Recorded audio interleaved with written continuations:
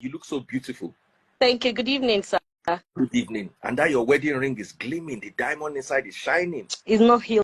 It's not Hilsey. Clocking for 14 years in marriage that I've been following man. Hey, he reach make you put house for your hand, self.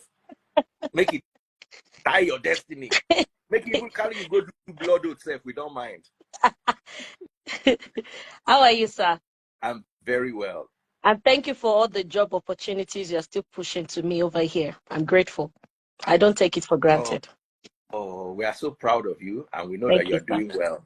Thank you, You sir. relocated about 3 years ago. How many years ago now? It's going 5 years now. Or more like that means you have your papers now. I've always had my papers. I traveled with papers. I mean, you have your passport. Sorry, that's what I meant to say. Oh, no, it's not yet time. I have my 10 years green card. Oh, okay. So tell us your story. How old were you when you relocated, and what challenges did you face? Well, I didn't know I was going to relocate, though. I applied for my visiting visa, and I got rejected. For what reason, I wasn't sure. So, and it was the same day as my graduation, my PhD graduation from the University of Lagos. So my appointment was 6:30 in the morning, Water Carrington. So I went to renew my visa. Then I got rejected. So I was wondering why, because my husband wanted to at least take me out for us to just celebrate together. So he was thinking we'll go and visit my godfather in Chicago.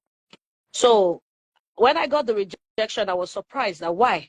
Then I spoke to my father in Chicago, and he said, hey, let's get you a lawyer to reappeal. So in the process, the lawyer, hey, I'm alive. Be careful the way you stamp your legs, please. Thank you. I'm not angry, but it's good. I'll see you later. Thank you, love. But I'm not angry. Emma Binejo. No problem. It's okay. We're enjoying the story. Okay, so when we spoke to him, he tried getting us a lawyer. And when he got us the lawyer, the woman said, I'm going to call you back. So when she called back, she said, you've been doing some jobs. I see you've been doing some jobs in America. You have accounts, you have things, and you're not paying tax. I'm like, is that it? Because most times as entertainers, we don't know. We don't have the information. You have visiting visa, then you come abroad and you put it on Facebook or Instagram. We don't land, though. Then you have people calling you, come to our bar, come to our party, come to our birthday. When they're paying you, some of them are so maybe innocently wicked or don't know. When they're filing their tax, they will still put that your account that you gave them as the record that they've given you a job, you know. So some people is from inside the airport that they deport them because they see the records. And that's why they came up with what is your AKA? AKA of what? When you say your name is Bade Gesio Joe, AKA what? You have to write all of those things because they are checking your documents. So when I discovered that, so I said, what am I to do? And she said, well, we could try you.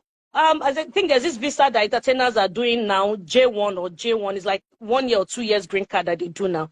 Then later she called me back. She said, oh, congratulations. From your resume and everything, you have a PhD from one of the best universities in Nigeria. I said, yes.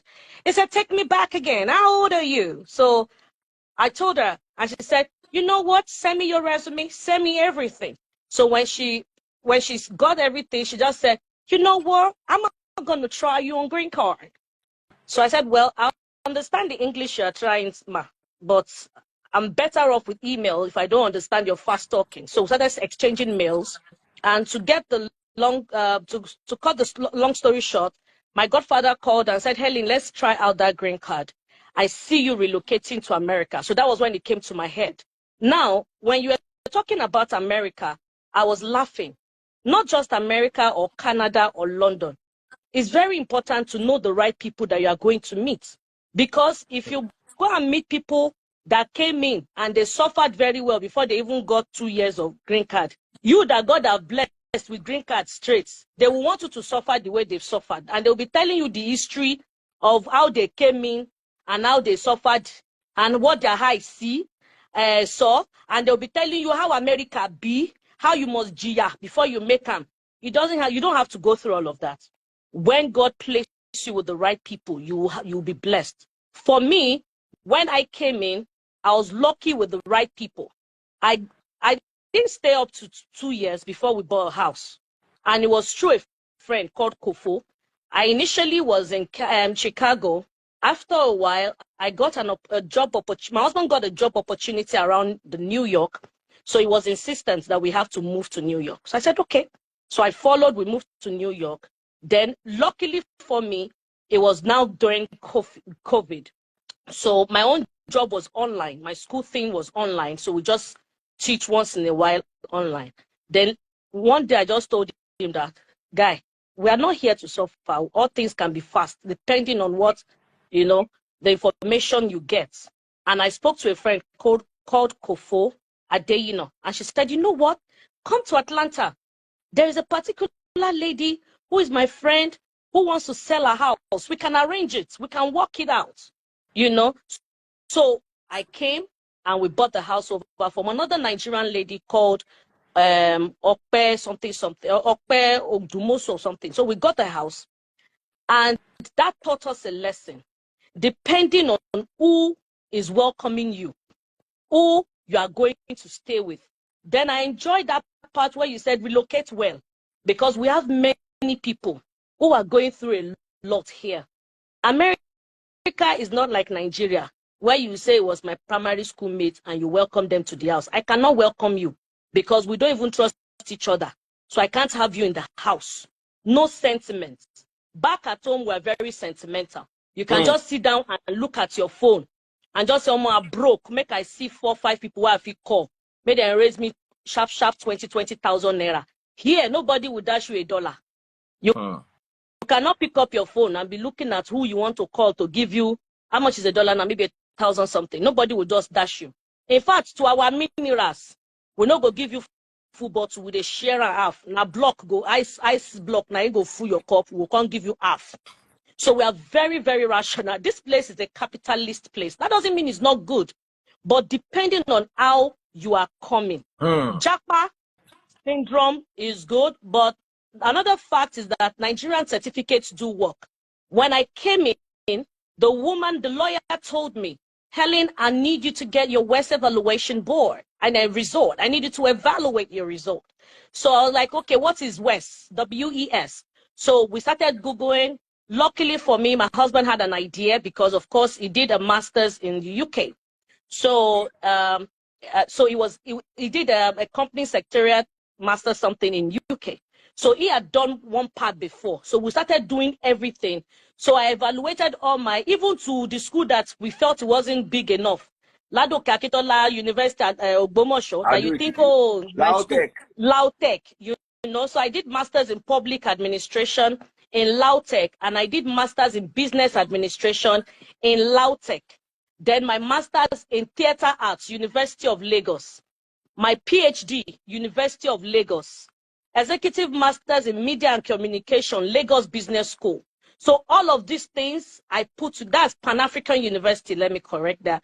So we put all of this together. So getting here, when you're writing your resume again, let somebody put you through the proper way of writing resume here.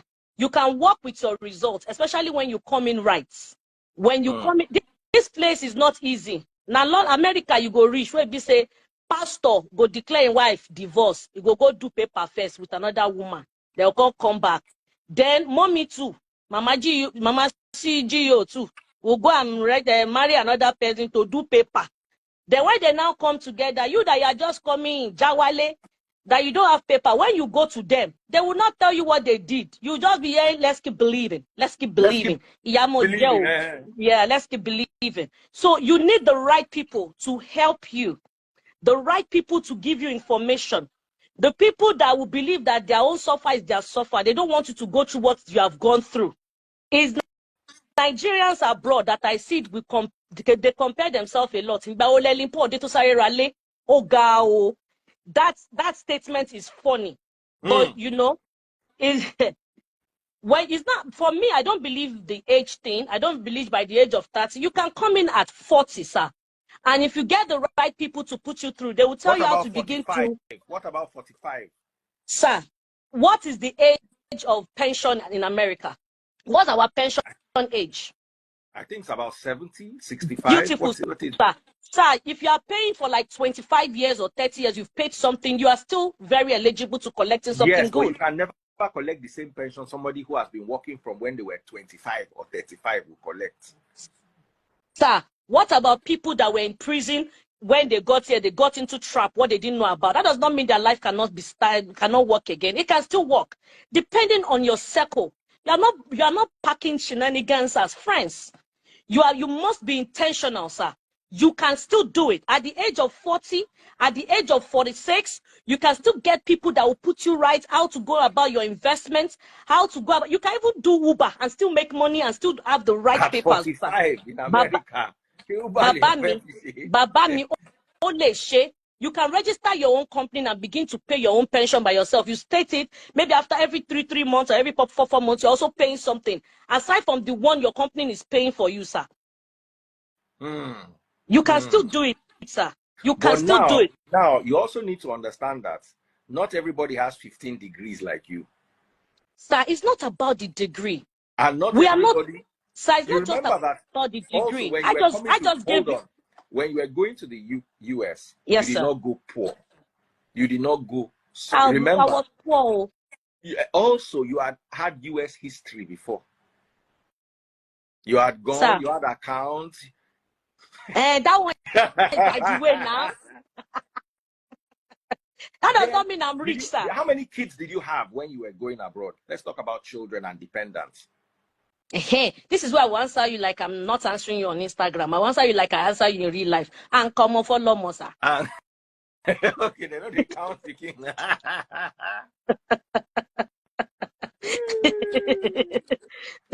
But I have children and they are doing well, sir. But sir, okay, look at me now. I've been in America for a while, but luckily for me, I still get jobs at home.